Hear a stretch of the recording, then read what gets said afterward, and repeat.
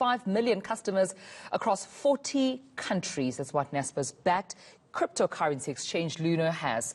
Now, Luno has been acquired by a US-based blockchain investor for an undisclosed sum. But it's a Thursday, and our tech expert, Toby Shepshak, is standing by to give us an update on the latest tech news. Toby, good to have you. Great haircut there, although I think this is the real haircut. But that's a debate for another day. Let's just leave it there.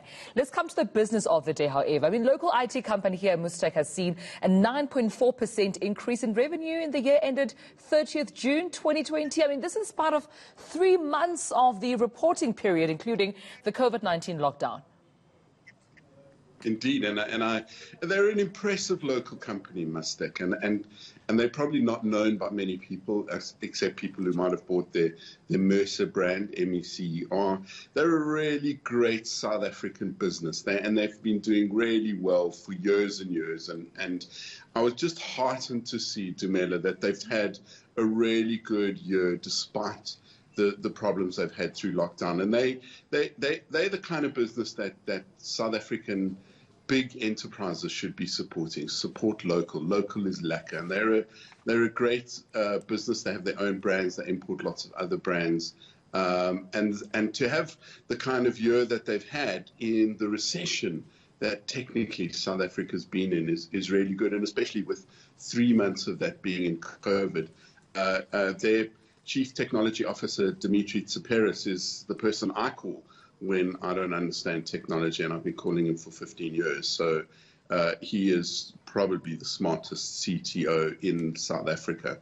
And they're just one of a batch of really good news for South African companies. Luno being bought, Naspers-backed them. They're a great cryptocurrency exchange, really good South African business, built from scratch with operations around the world that's been sold. And just yesterday, there was another useful announcement. People will remember Get Smarter. It was sold, I think it was 200 million rand or $200 million. And one of the co-founders started another online venture to do online high school.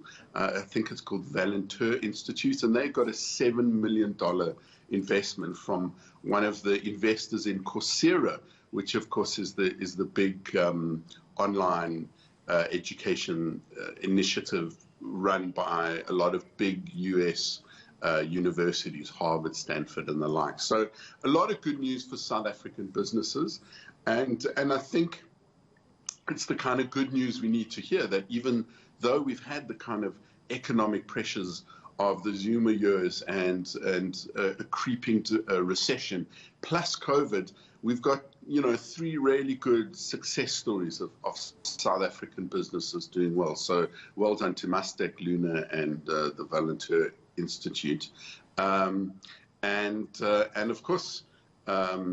The other huge news of the week is that memo from Facebook, yet another scandal engulfing Facebook.